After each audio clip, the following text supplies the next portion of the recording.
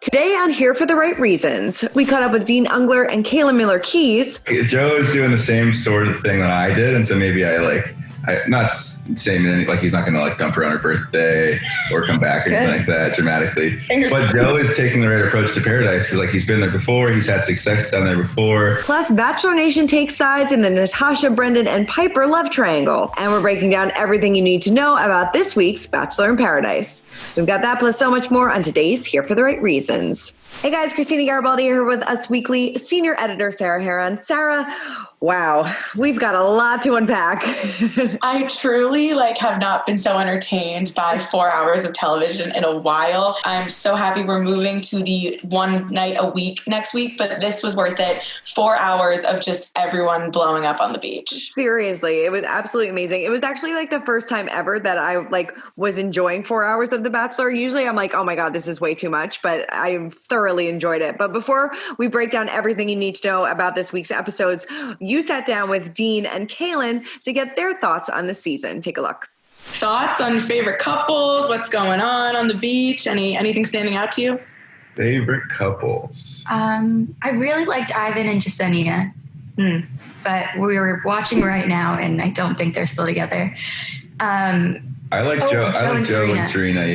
Yeah, they seem. I solid. didn't expect to like them, but I do like them a lot because Joe is doing the same sort of thing that I did, and so maybe I'm not saying anything, like he's not going to like dump her on her birthday or come back or anything like that dramatically. But Joe is taking the right approach to Paradise because he's been there before, he's had success down there before, and now he's kind of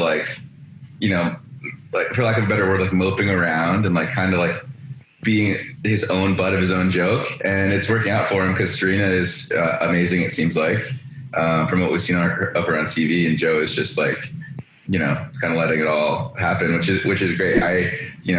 There's different ways to come back to Paradise, and I think Joe is doing it the right way. He is, for sure. I actually saw Blac say that Serena, P, and Joe remind him of you guys. Oh, I didn't see that. That's funny, though. I could see that. Not taking it too seriously, kind of in your own little. Yeah. I think you meant it as a compliment.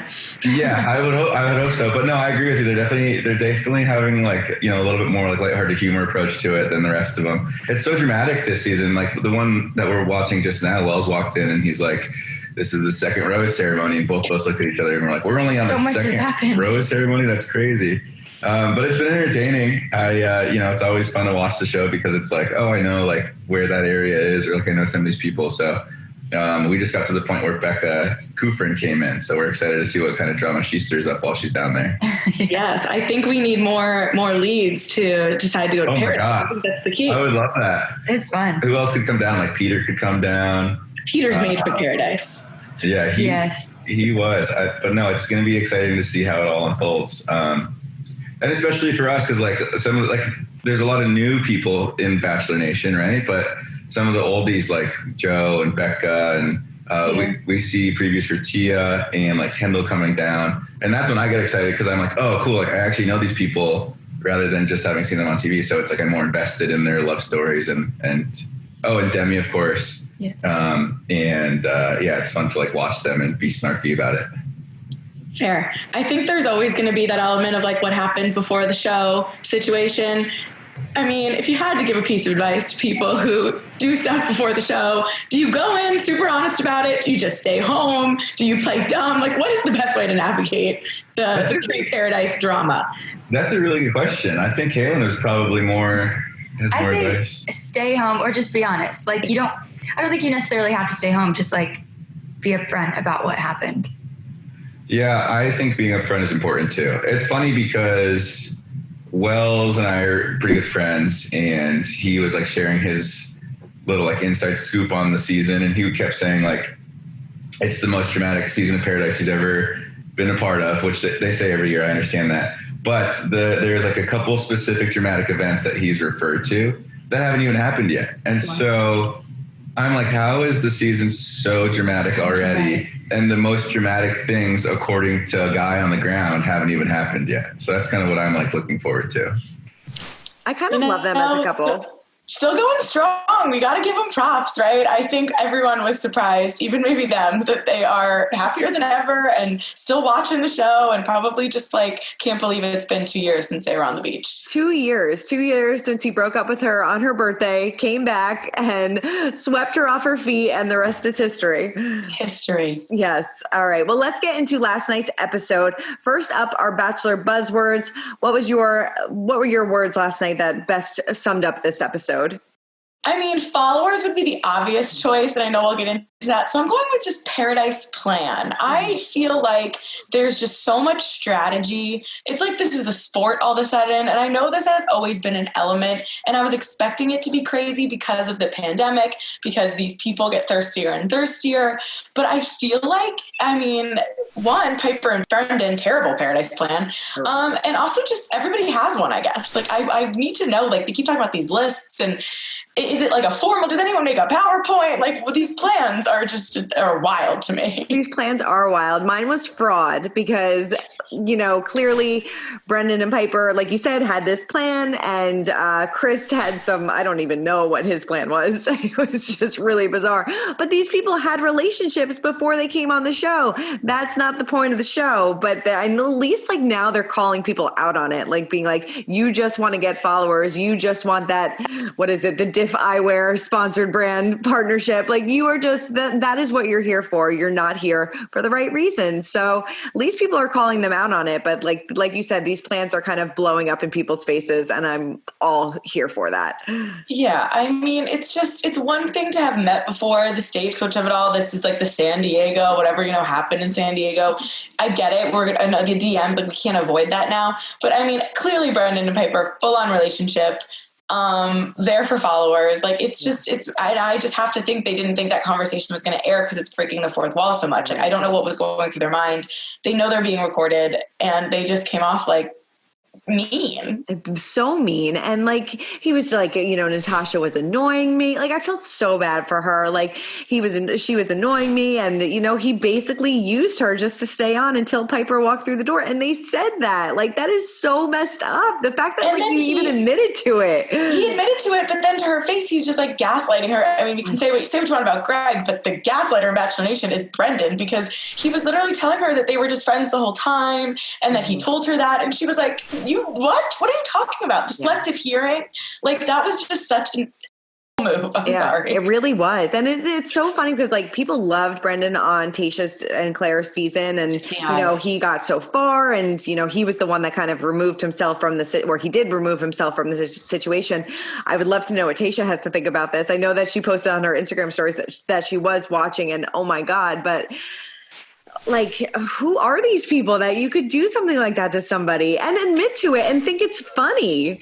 I know. Again, they have to, maybe there was like a producer around that they like thought because they were there, because especially there was one point where he wasn't talking to Pieper. He looked like he was talking to someone else. But like, you have to know, you sign that contract, they can use anything. And they think that this, it's breaking the fourth wall, but this show, it's like, it's such a thing. Like, how'd they think it was going to be edited? Like she came down and just knew it was him, and it was love at first sight, and like screw Natasha. Like that wouldn't even make sense for a storyline. Yeah. So they just had no foresight to like think this through. And then Bachelor Nation is pissed. I mean, obviously Natasha and like her close friends are like, what the hell? But even I feel like people who are friends with them are watching it back, and they didn't know how bad it was. I think it was Tammy who tweeted like, you guys are going to yell at us, but we didn't see this conversation. Like they are watching this in real time. They obviously knew there was something sketchy about Brendan and Pieper, and we'll get to the fact that they didn't, treat Chris and Alana the same way. But that conversation about the followers was the most incriminating, and the stuff they were saying about Natasha that was so mean was the worst part. And they didn't see that until now. Right. So I feel like they feel disrespected, which brings you to like Grocery Store Joe being like the Paradise Police with Chris and Alana. Right. Yes, totally. All right. We'll get to more about Chris and Alana in a little bit, but like, who are you shipping this week? Okay, well, obviously Riley and Marissa are my OTP. I'm obsessed with them, but I don't want to say the same thing every week. So I'm going to throw it out there. Low-key Kenny and Mari. I know that he had like 7 love interests, and he was somehow the Bachelor on the beach. Shout out to Kenny. But I actually really feel like Mari, the second she realized she messed up, she was trying to keep her options open. I think we need to remember it was like day 4 or 5 when she said that. She had a little panic. I heard her on a podcast say that she went to Wells and asked when people usually couple up, and he was like, it's happening really early this season. And I think anything that made her feel like she was doing Paradise wrong. And she messed up. And I think the second she saw Demi with Kenny, she realized she messed up. Then, Tia comes in, and I'm just like really happy for her that she's getting a second chance. And I feel like they have a good connection, and I'm rooting for them. Totally. I am rooting for them, but I have to ask you, would you still be pissed though that Kenny went to the boom boom room so early with Demi? I mean, yeah, 100%. And if I was Demi, I'd be pissed too. But at the same time, like, this show is so bizarre. And the only rule is that you can't be dating someone pre-show. And we have people breaking real rules. So Kenny technically did nothing wrong. And if Kenny was the one who said to Mari, like, I want to see other people, and then he, like, came crawling back after sleeping with her, it'd be different. But she, like, I think really messed with him, and he didn't know what to do. Mm-hmm. So he was just like, all right, I found, like, a little mini serious connection. Now I'm just going to have fun. And he definitely was not expecting her to come back. So I don't blame Kenny. But of course, I'm sure it must be interesting for them to watch this back if they're still together. Totally, yeah. So I'm going to go, just because I wanted to talk about them, Becca and Thomas. Wow. Wow. I don't really know if I ship them yet, but this was like the only other couple that I feel like, kind of just started this or did just start this episode. And obviously Thomas has such a bad reputation and Becca has such a great reputation that the two of them coming together kind of blows my mind a little bit. I wonder if Becca knew anything about Thomas going into this. Thomas said he didn't really know anything about Becca, which I don't believe. Like, that's a lie, because he said, let's do the damn thing to her. So liar. So I don't know. I don't really see this going somewhere, but there have been all like, all over the blogs and things like that about them like posting pictures in the same room following Paradise. So we don't know if they're still together, but I don't know. What do you think about Becca and Thomas? Well, the first thing I'll say is I loved the way she handled it with Tammy, because they're clearly friendly, and Becca just seems like a good person. Mm-hmm. And then Tammy, I think that's the right way to do Paradise. You let the person you're seeing go, mm-hmm. and you hope that they're like Serena P and they come back and it just makes your connection stronger and they choose you, because if they don't, your relationship never would have worked in the real world. So I think you got to let them go on the date. I think Becca handled that great. I think Becca's too nice and falls for the wrong guy often, and based on what we know about her dating experience. And I think this is going to be one of those like hot and heavy blow up in your face romances. But I hope not, because I really like Becca. I think Thomas is beautiful. I don't know if he's as awful as everyone makes him seem to be, because we don't really know that much about him. But I also I don't know. I worry about these two. I do too. But compared to the Brendans and the Chris's of Paradise, Thomas is pretty tame, I think. True. Like, is it just Aaron being crazy, or is Thomas actually that awful? Like, we don't really know as audience. Yeah, totally. Yeah. I mean, he's clearly not there for like a ton of followers, I guess. I mean, if you look on his Instagram, he's only posted like 11 pictures so far. So he really, it's not, I don't know. I'm not Team Thomas yet, but maybe I'll get there. We'll see. Okay. What about your best line? Because we had a big moment. We did have a big moment. Us Weekly had a big moment. Thank you to Brendan and Pieper. They said, did you read like whatever article? Yeah, and it was like Us Weekly first. You got a lot of followers, so you're welcome. So you're welcome, Brendan and Pieper. So we gave you a lot of followers after we reported earlier this summer that they were seeing each other. Yeah, we did in June, and we had sources telling us that they were into each other, that they were in Boston, they were, in LA, they had New York, they had seen each other a handful of times. They had been dating for a few weeks. And I think, when we heard that from our source and everything, we didn't know they were going to Paradise. So it wasn't a spoiler. Mm-hmm. In our mind, it was a solidified couple. So then to have them show up there and have that article out there, I think was every day I see it trending on the site with people Googling it, which makes me laugh. Thank you for the shout out. Brendan has since lost over 100K Instagram followers. That's or amazing. Something like that. And Natasha has gained like 200K. So she's officially surpassed him. Good for Natasha. Yeah. Which is exciting. So you're welcome for the followers, but we're now taking them away. We're taking them away. So what was your line of the night? I would have to say either Aaron referring to himself as a soft six or revealing that everybody else called him a soft six. It was nice to see a side of Aaron that wasn't so insane about Thomas. Or Marissa, very wise. I really like her, comparing that Tammy had a rusty quarter with Aaron and then left for the shiny penny in Thomas. That kind of made sense. I think Thomas is 6'6". He's beautiful. the girls kind of fawn over him and then they regret it. I don't know if Aaron and Tammy would have, really gone the distance, especially because the way he reacted when she was crying was not nice. But at the same time, I think it was a good metaphor. I like that too. I also liked, I think at the end when Grocery Store Joe and everybody was talking to Chris and Alana was like, does anybody care what I have to say? And everyone's like, no. I laughed out loud on that one. You can get kicked out of paradise. Who knew? Let's talk thirst. These people are thirsty. All right. I think we both agreed on this one. The Demi boom, boom, broom moment with Kenny was very thirsty when she knew that he was slipping away and she's like, let's just go to the boom, boom, boom right now. And you're like, oh no, Demi, no.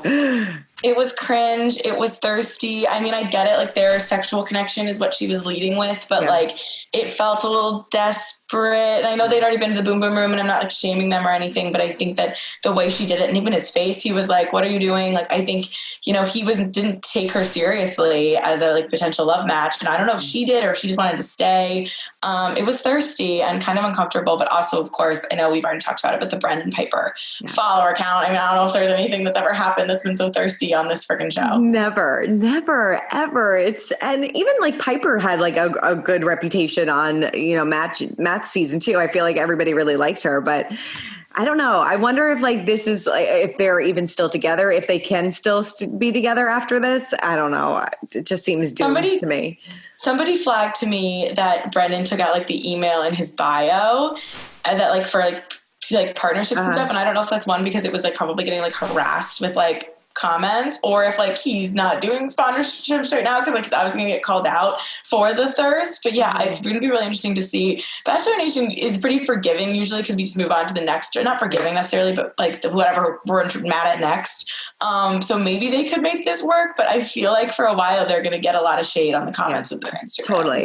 Speaking of forgetting about things, it seems Bachelor in Paradise, the edits, one thing happens and then you just forget about it. Kendall and Joe, all right, I guess she's just over it. What is that? Which brings me to my cringe because I think I might have the same one too, but one of mine was definitely Kendall still being in love with Joe. Yeah. Right. And then it just went away. And now they're sitting at the picnic table together with Serena P. And when did we establish that we were all friends here?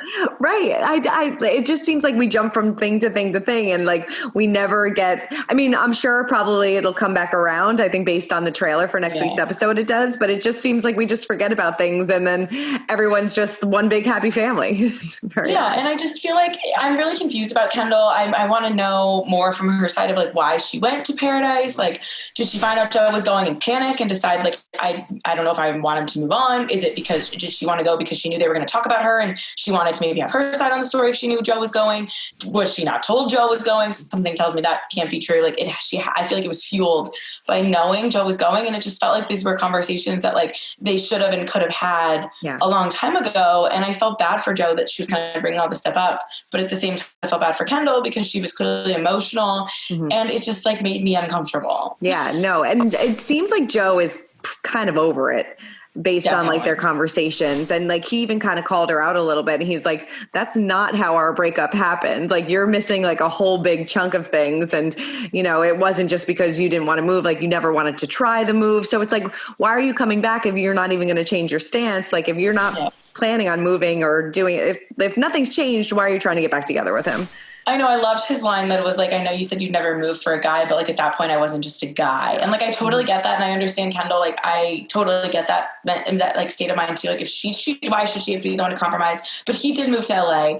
Clearly it wasn't working for whatever reason. And I do think that if she thought he was the one, then she would have maybe tried to go to Chicago or the Midwest for a minute. They could have found a way. They clearly weren't willing to make the sacrifice, neither one. So that's the end of the relationship. It just is. But, I don't know. The whole thing made me uncomfortable, and I just can't imagine seeing her dating anyone. It just felt she was there for that. Right. Yeah, no, totally. Also, where are these rose ceremonies? There's only been 2. How many? I would love to know the timeline of where we're at in this whole thing too. Are we weeks in? Are we days? I have no idea. I feel at this point we're about a week in. Maybe How did all this happen in a week? Maybe 9 days, because last week when everything was happening with Jasenia and Tammy, and I interviewed them, they were kind of trying to hint at me that it had been 4 days. It's insane. So that's when everyone was so upset about like everyone like switching whatever. They were like literally like, we met these people 24 hours ago. Like, so it is crazy and it is wild. Like the way they get like some of the people in their confessionals to stay like weeks, but then when they're like sobbing, they'll be like, I've known him for 5 days. Like they like kind of break. It's crazy. Another cringe moment was, you know, we talked about this before, Joe talking to Chris and Alana, but not calling out Pieper and Brendan for doing something worse. But like you said, they weren't privy to the conversations that Brendan and Pieper were having. Chris kind of did this in public and kissed Alana right in front of Yesenia, and everybody knew that he was just being a Yeah, I think that's part of it. I think another huge part of it, it's sad to say, but Pieper has a lot more friends on that beach maybe than Alana did. Pieper was like went really far in Matt James' season. She's close with Serena. She's close with Abigail. I think maybe she got to be welcomed because it was so cringy and weird to have Brendan and Pieper like cheersing to the Chris Alana situation. Like, relax. Oh my God, they're the worst. The worst. But then, you know, I think it makes sense. And it also, maybe it was just the time of day things were happening, like people were fired up. And that became a little bit more public, but seeing Natasha get upset about it, like it's definitely not over. So hopefully Brendan and Pieper get kicked out too, because that's not fair. No, it's not fair at all. Not fair. Not here for that. And quick shout out to the naked volleyball for a cringe. Cause like, where do they find these people? Seriously. And even like Tia and Kenny like stripping down for that. I don't think I'd be able to do that either. I'm going to take a pass on this. Tia was so funny in that episode, and I actually really liked having her there. And then the second episode, she was just gone. Like, right. The magic of Bachelor editing. You just forget about things. Like I totally forgot about the naked volleyball that this was this week. It's like so much happened. Crazy. All the like OG girls, like the Becca, Tia, Kendall, I like them all, but it almost just feels like they're on a different show. 100%. I couldn't agree with you more. All right. Roses. Mine has to go to Natasha. I think like she handled this as well as anybody possibly could. I think that, you know, she deserves to still be there, and she got so burned by these people, and, you know, she's handled it with grace. And I think she's going to be coming out as one of Bachelor Nation favorites after all of this. Who knows? Agree. Maybe a Bachelorette in her future. I know. I feel like she got screwed that they already had Michelle just because it's going to be 2 Bachelorette seasons in a row, and they're probably not going to do one for a while. But she is great. I love her. I was low-key shipping her and Ivan because I feel like people are sleeping on Ivan. But then I realized Ivan is really good friends with Brendan, and he kind of was. That's like so. First, like they were talking, and it seemed like he was comforting him, but then he was almost laughing. Yeah. And I was like, so I think they just have more friends on the beach, but I think they'll get their due. But I got to give my rose to Riley. In addition to his getting all passionate about the rules in Paradise, which I just found really cute.